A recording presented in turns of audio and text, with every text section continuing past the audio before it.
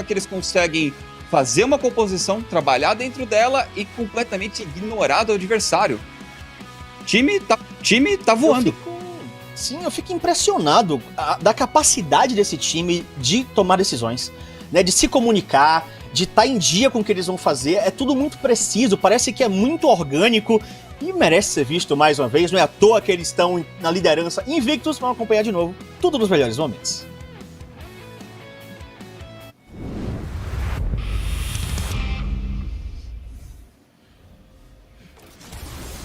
Muito bem, vamos começar pelo começo aqui, falando do draft. Eu acredito que o draft da NTZ saiu levemente melhor, afinal de contas eles tinham uma composição muito mais fácil de ser executada, e eu acredito que o pick do Malphite foi extremamente interessante do lado deles, afinal de contas estava contra dois campeões que são muito baseados em velocidade de ataque, né, que é o Azir e a Kalista.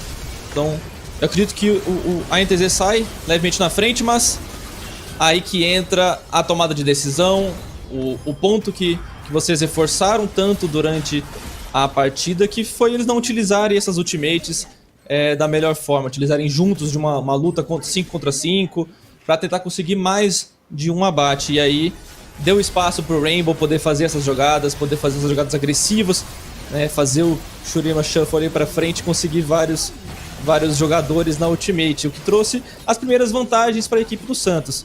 E achei o time da NTZ um pouco desatento, digamos assim, em questão a esses objetivos neutros, né? Tomaram esse Barão um pouco às cegas, porque Azir e Kalista, até foi bem falado isso durante a partida, são dois campeões que conseguem fazer com muita facilidade na GSTV o Barão, e você deixar o objetivo livre a partir do momento que já nasce, né, aos 20 minutos, é pedir para levar esse objetivo, né? Uma coisa que eu senti durante o jogo é que o Santos colocava o ritmo que eles queriam e a NTZ não estava preparada para reagir, para jogar no mesmo ritmo. Essa questão do Barão, a questão dos ultimates, a NTZ queria segurar um pouquinho, 20, 30 segundos a mais para ter os seus cooldowns, e o Santos sabia, não podia deixar isso acontecer e não deixava isso acontecer. Um time que realmente age muito, cria, joga nos momentos que quer, e mais importante de tudo, para esse jogo, para mim, foi eles serem capazes de separar o mapa. Não é uma questão que você tem que splitar e ganhar o split push, não. Basta você tirar uma peça-chave da composição. Você tira o Malphite, como é que fica essa iniciação da Orianna com Graves? Quem que vai fazer a iniciação? Vai ser só o Sett andando reto? Não dá pra ele passar pelas linhas do Santos dessa maneira. Eles precisam do Malphite, eles precisam do combo completo pra funcionar. E quando você tem sempre um split separando e ainda escolhe as horas que você vai entrar no 5 contra 5, você consegue desarmar essa composição da NTZ, Shep. Pois é, né? Foi realmente brilhante a maneira que o Santos jogou essa partida, mais uma vez, né? Skit, eu acho que esse é um ponto que a gente vem ressaltando desde a primeira semana, né? Do entrosamento, da somada de decisão dessa equipe do Santos é realmente de se invejar. E assim, o Santos não é só o Rainbow. Tudo bem, as jogadas mais plásticas, mais bonitas, as pinturas são feitas por esse Azir, mas o time todo tá em dia, como eu falei, e falo novamente, sim. O Rock jogou muito bem essa partida. Os timings do ultimate, os atordoamentos, a cobertura de mapa que ele fez. Então o time todo tá em dia, o time todo tá funcionando como uma unidade. Isso torna o Santos bem assustador. Pois é, o Napom vai ter trabalho para escolher MVP daqui a pouquinho, porque agora a gente vai entender os detalhes da partida aí nos números, no ouro e tudo mais. Então, Napom, vamos para análise da partida com você.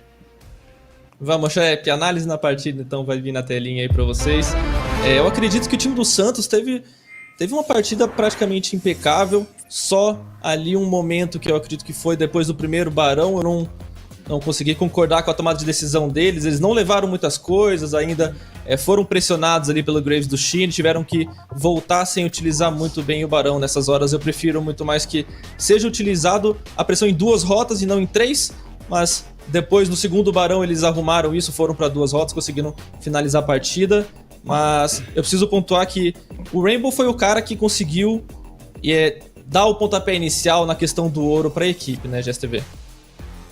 Sem dúvida, né? A gente vê o grande dano, né, das 2 rotas solo. A gente vê que por mais que o Jackpot tenha morrido num contra 1 ali naquele dive contra o Tai, ele teve bastante presença também nas lutas, ele descia, ele chamava jogadas, e eu acho que o Santos, por mais que ele tenha tido essa diferença negativa, né, a NTZ estava na frente ali perto dos 15 minutos, eles estavam conseguindo os objetivos, eles estavam colocando o jogo do ritmo que eles queriam. A NTZ teve arauto, mas também não utilizou muito bem, então o Santos estava controlando bem a partida, né, Pão?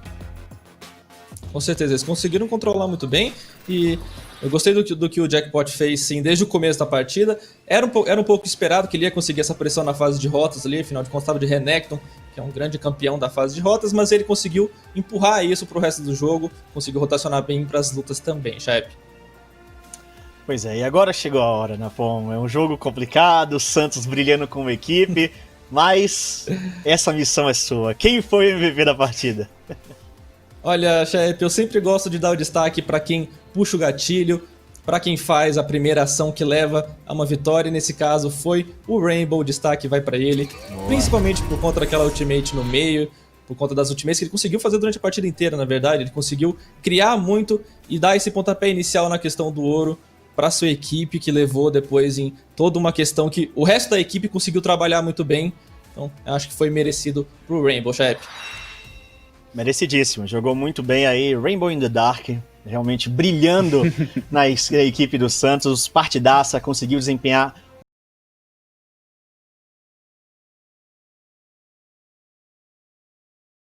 Então, Grutar, já foram 2 jogos.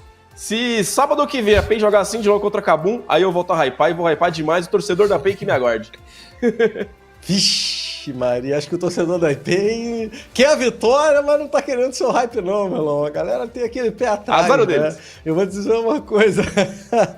Tinha esquecido dessa LeBlanc do Team, rapaz. Eles baniram um monte de AD Carry aí pra tentar punir um pouquinho o BRTT, mas não teve muito jeito. E a gente vai acompanhar, já vimos os melhores momentos, vamos acompanhar os números agora na análise da partida, Melão. Bora, então, o que eu quero ver foi um jogo tranquilo. A partir do momento ali, aqueles 13 minutinhos com o Arauto, o ouro deve ter disparado e a partir daí a equipe da PEN não pode... Eita aí, ó. Exatamente isso, ó. Ali até os 13, tava uma vantagenzinha pequena para a equipe da Cade, muito por conta do First Blood, do Farm, que tava um tiquinho na frente, nas rotas, na selva, mas é aquela luta que a PEN venceu, foi só montanha acima no ouro, e a gente vê ali o dano do Tinoz, mas um dano bem equilibrado aí pra equipe da PEN também, hein, Takeshi? Pois é, nem se pode dizer que aquela vantagem ali era uma vantagem muito grande para a equipe da Vivo Cage, ali 800 de ouro não é nada que determina realmente. Eu vou chamar a atenção aqui principalmente para esses bans ali, nos atiradores, a gente viu 5 bans nos atiradores, não me pareceu que a Vivo Cage estava muito bem preparada para esse cenário, eu não gostei dessa Zoe sendo escolhida ali logo de cara, first pick, acho que o Nosferos é um cara que ele consegue jogar bem confortável em matchups que ele countera, então às vezes deixar para pegar o mid laner depois seria uma aposta, na minha visão, melhor para a equipe da Vivo Cage. Acabou ali pegando a Zoe, o Tinoz jogou muito bem com a LeBlanc, o campeão que ele domina realmente. Conseguiram pegar todos os dragões, pegaram Alma Infernal, pegaram Barão, pegaram Arauto. Foi um jogo aí, Melão, que a equipe da PEN conseguiu controlar tudo muito bem. Se não fosse 6 abates da Vivo Cage, era um jogo perfeito, né? Não teve torre, não teve dragão, não teve nada. Nada. Um jogo muito dominante, concordo com você. Acho que as prioridades da Vivo Cage no draft não foram das melhores. Entendo deixar o last pick para suporte quando está jogando contra o do BRTT, mas dar um blind pick nas duas solo lanes tão cedo, né? Mesmo o Kong, ok, pode até se considerar no power pick, mas não justificou. Mas também não acho que a PEN só venceu por conta do draft da Cade, ou a Cade perdeu por conta do draft. Na execução também, a PEN foi muito superior, o Gruntar. Muito bem, Melão. Eu tenho uma suspeita aqui, mas não vai você perguntar. que tem que dizer quem é o MVP, quem é o destaque desse jogo, meu amigo. Tem que perguntar. Não precisa perguntar. Esse jogo, Tininho, do começo ao fim, jogou bem demais. Ele que procurou o jogo. Não foi aquele tipo de jogador que carregou porque todo mundo fez com que ele jogasse, não. Só pega o primeiro abate dele. Puniu uma rotação do Nosferos, depois jogou muito bem no flanco. Até o 11º abate da equipe da PEN tinha participado de todos. Absolutamente todos. Então, Tininho, o destaque mais tranquilo do dia de hoje, Gruntar. Tá aí o Tim levando esse... A diferença é claríssima, como o jogo do Flamengo foi mais fluido, tanto nessa parte individual, quanto principalmente na parte coletiva, que talvez fosse até a grande preocupação, mais do que talento individual dos jogadores. Era quando eles se juntavam mesmo, que a gente estava frisando que o Flamengo não estava conseguindo jogar, e agora foram fundo, realmente... Como eu Lúcio, eu consigo, o Flamengo anuncia para o seu público aí e garante a sua primeira vitória. Vamos conferir tudo mais uma vez agora, erros e acertos, os melhores momentos da partida.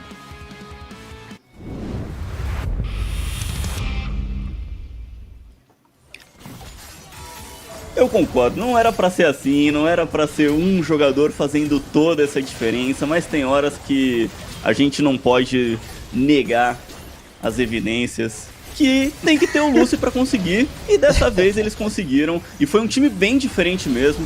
Eu tenho também que destacar que foi uma bela atuação do B-Boy, mesmo ele não tendo a sinergia, o tempo de treino com o time, porque em diversos momentos deu pra ver ele chegando junto do Range, ele chegando junto dos outros jogadores. Eu senti um Flamengo mais confiante. Eu acho que isso afeta tudo, porque agora é a formação que eles queriam no começo da etapa. Agora é o time que eles juntaram e eles olharam e falaram: esse é o time que a gente tá preparando para sair campeão da segunda etapa. Então é uma mudança de ânimo, é uma mudança de, com certeza, de clima, de ambiente. Daqui para frente o Flamengo pode trabalhar sem grandes obstáculos como eles tiveram até então. O obstáculo vai ser só o quanto eles vão conseguir melhorar, o quanto eles vão conseguir se preparar para aí sim tornar esse time que hoje conseguiu vencer a Prodigy, que ainda não traz tanto ânimo assim, não me passou muita confiança até então, mas passar desse time que jogou hoje sem nenhum treino para conseguir ser campeão da segunda etapa do CBLOL, Napom.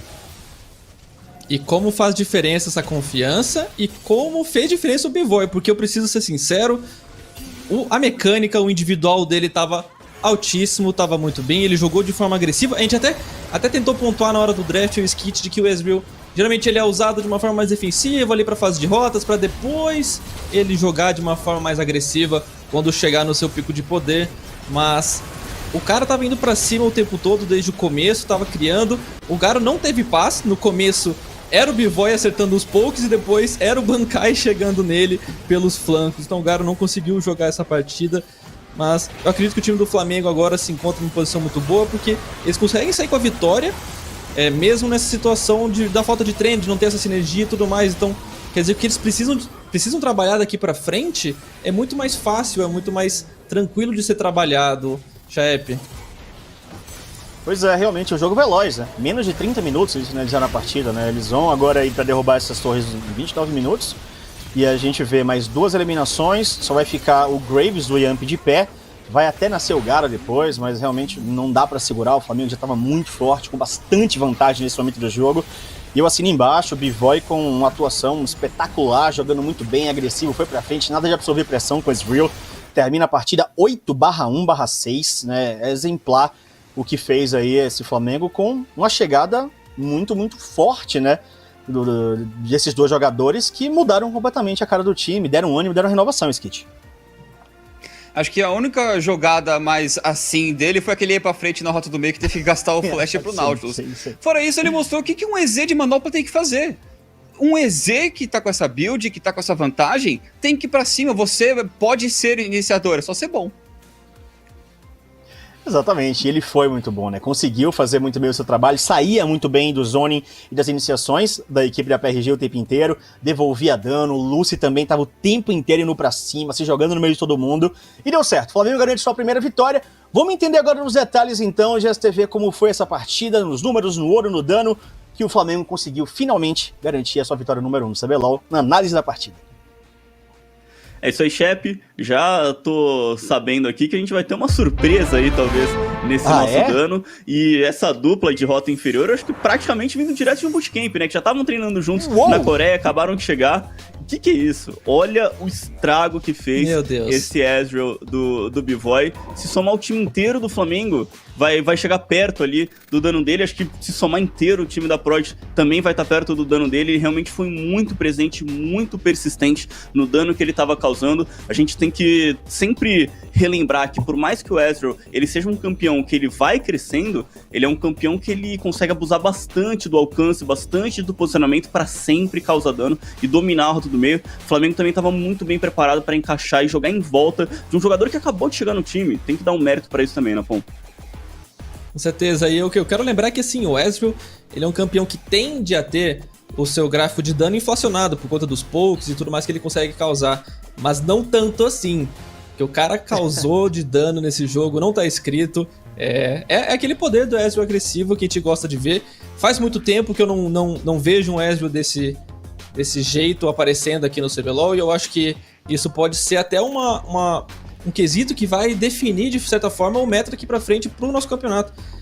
Você treinar contra um Ezreal desse, você começar a pensar a jogar no Ezreal, jogar com o Ezreal dessa forma, vai mudar toda uma prioridade caso os seus jogadores, né, seu atirador, consiga performar desse jeito também, o Shep. Pois é, olha, eu nunca mais vou contestar um Ezreal Leona na minha vida. Porque que absurdo. 30 mil de dano é brincadeira. E já também você que ficou de fora aí observando essa partida, quem vai brilhar mais? É o menino do dano gigantesco ou tem outro nome aí? Quem é o MVP? Chefe, não deu pra sair dele não, realmente Gabi Voz jogou demais nessa partida, estreou muito bem. E, olha, eu fui contando ali enquanto vocês estavam falando, valeu por 3 campeões do time adversário. Se somasse os 3 carries, somasse o top, meio e o atirador, era o que valia ali o dano do Bivoy. Então foi uma grande estreia. Eu acho que anima bastante também a torcida e preocupa os outros times, porque realmente o Flamengo tá chegando na segunda etapa agora pra brigar, Shep. Pois é, chegando aí o atirador do Flamengo então. Depois de 3 partidas extremamente complicadas, o Flamengo consegue a sua...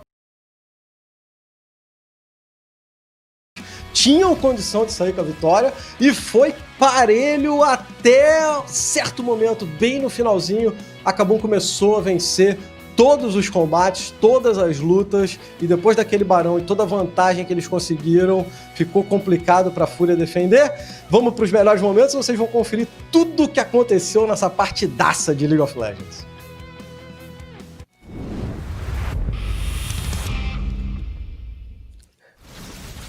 Meus amigos e minhas amigas, eu confesso que eu não sei nem por onde começar aqui, porque teve muita coisa nesse jogo, teve muita ação. Começou logo aqui naquele 2v2 ali do mid, a equipe da Kabum saiu na vantagem, tentou pegar recurso na rota inferior, só que com um belo TP do Damage atrás, a Fúria conseguiu ter uma transição de early para mid game um pouco melhor, conseguiu ali pegar alguns arautos, conseguiu pegar a primeira torre também, só que Melão, muita ação, muita luta em volta dos dragões, e foi um jogo que nenhum time conseguiu pegar muita vantagem a ponto da gente cravar quem venceria. Eu acho que a gente tem que proibir ambos os times pegando o comp de teamfight scaling, que acontece isso, o jogo acaba sendo normal a gente ter essa paridade em boa parte do jogo, até aquela última luta. Se o Enya tinha acertado um ultimate ali encaixado, pegado o Tutsi de save, explodido um deles, era jogo pra Fúria. Fica muito próximo quando ambos os times conseguem esse tipo de composição. E tá aí, o primeiro barão ainda foi pra Fúria, né? E nem assim conseguiram tomar conta do jogo.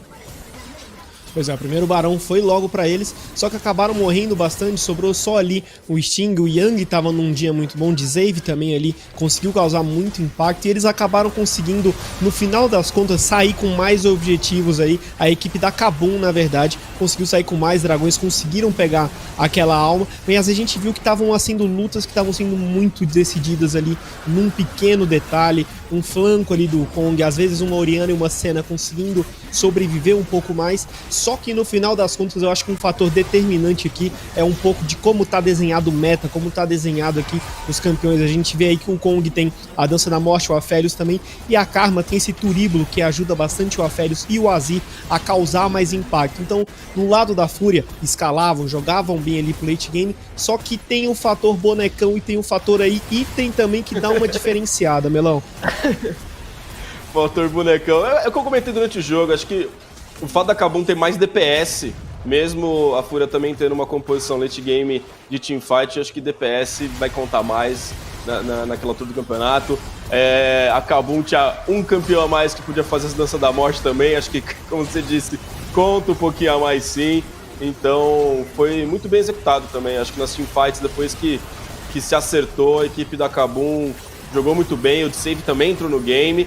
E eu quero aqui 2 menções honrosas. Primeiro, pro Damage, continua jogando muito bem, menino tá bom, 2020 tá sendo um ano incrível dele. E pro Tyrion, o Tyrion fez uma grande partida, a Fúria se manteve muito no jogo por conta dele, ele fez uma das melhores partidas dele aí no CBLOL. Pois é, o Tyrion conseguiu em diversas lutas, ele ficava meio que marcando o Yang ali nas lutas, acabava tentando tirar ele, comprar bastante tempo, gruntar, só que no final das contas, na minha visão, é isso. Tinha ali 2 campeões que faziam Dança da Morte, uma Karma que fazia Turíbulo, e o fator bonecão aí que é essencial, né, gruntar, não pode faltar. Esse late game do Aphelios acaba sendo muito, muito forte, né? Depois que ele tá full build, a gente já tinha visto antes, o Tuts fazendo isso no próprio time da Kabum, e hoje aconteceu mais uma vez, dessa vez no mundo de save. Eu acho que o Kong também, cara, eu vinha falando, logo depois do pick ban, eu falei, cara, estão ignorando o Kong, a Kabum pegou, e deu pra gente ver o estrago que ele acabou fazendo. O jogaço, então, vitória do time da Kabum, para eles foram muito importantes, porque ontem eles tinham perdido, eles estão aí brigando pela liderança do campeonato, então a vitória hoje é importante para o time da Kabum, e a Fúria tem que acender já aquela luzinha amarela de atenção, Tichinha, eu acho que tem que tomar cuidado, né? Mais ou menos. Eu acho que a Fúria, a primeira semana foi bem, demonstrou pontos fortes, ganhou ontem também, mostrou alguns pontos fortes aqui. É um time que tá numa crescente, né? Mas precisa abrir o olho e crescer rápido. Vamos fazer o seguinte então, Melão, vamos para a análise da partida para a gente ver se esse ouro foi equilibrado, como é que foi o dano dos jogadores. Mostra pra gente aí na análise da partida. Eu só quero ver o dano dos bonecões, Takeshi. Vamos ver aqui. Acho que vai ser uma análise da partida curiosa, até porque foi um jogo que, como a gente tá vendo, ó, ficou muito perto ali o ouro no tempo todo. O ouro ficou ali 1k5 para um lado, 1k5 para o outro, então ficou muito, muito pertinho. E detalhe aí, é o que eu falei, né? Categoria bonecão de 2020, pra mim a gente já tem um campeão, Melão, mesmo sem acabar o campeonato. Meu Deus do céu. Ele tem dano aí pra umas 4 partidas. 4 partidas aí o Disney pode ficar parado na base, que já fez a dele. É incrível também, eu quero destacar o dano da Karma. Karma, ela bate na trave pra ser uma bonecona, viu, Takeshi? Pois é, ela conseguiu itemizar bem ali, ajudando seus carries, né? O Azir e o Aphelios ali, o Turiblo, como eu mencionei, é algo bem interessante. Ela dá esse escudo em área, então acaba que todo mundo ali se beneficia um pouco desse atributo. De maneira geral, a composição da Kabum era uma luta um pouco mais fácil de ser utilizada, era simplesmente você jogar em volta do Aphelios, jogar em volta do Azir, deixava ali as gorduras, né? A frontline do Trundle e do Kong causando um pouco de caos na backline da equipe da Fúria, e de maneira geral ali era impossível desse Aphelios morrer, era muito difícil gruntar, causou muito dano aí, 62 mil de dano, é dano pra uns 3 jogos aí pro D-Save. Tá aí então, é um spoiler, capitão, de quem foi o destaque dessa partida? Olha, ainda não. Vai ser aí o parabéns do Takeshão pro D-Save, mas pra mim quem conseguiu sobrar ainda nesse jogo foi o Yang. Ele conseguiu ótimas iniciações, conseguiu ser o cara ali pra fazer o jogo rodar, ele pegou ótimos flancos. Uma coisa que eu fiquei até curioso aqui, Gruntar, é que foi um Yang que eu não vi nos últimos 1 ano e meio, talvez até 2 anos, um cara que tava participando, que tava sendo proativo